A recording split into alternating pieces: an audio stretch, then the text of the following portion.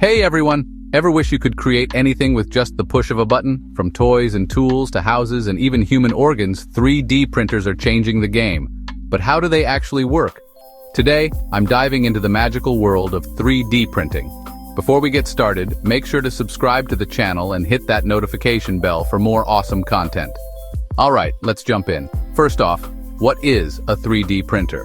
Unlike your typical printer that puts ink on paper, 3D printers create physical objects by adding material layer by layer. This process, called additive manufacturing, allows us to make everything from tiny parts to entire buildings. So, how do these machines actually work? Well, it all starts with a digital model created in 3D design software. This model gets sliced into thin layers by special software that converts the design into instructions for the printer.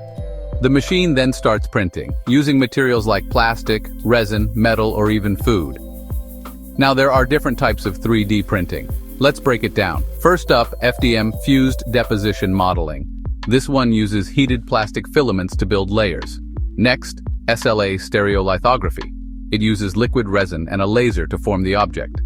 And then there's SLS selective laser sintering. It uses a laser to fuse metal or plastic powder, creating highly detailed objects. So, what's already being made with 3D printing?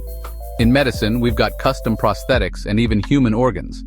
In construction, houses can be built in just a few days. And in food, yep, they're even printing pizzas and chocolates. By the way, have you subscribed yet? If even machines are creating things from scratch, why haven't you joined this channel yet? So what do you think? Will we all have 3D printers at home in the future, making everything we need? If you enjoyed this video, hit that like button and share it with a friend who's always wanted one of these. Catch you in the next video.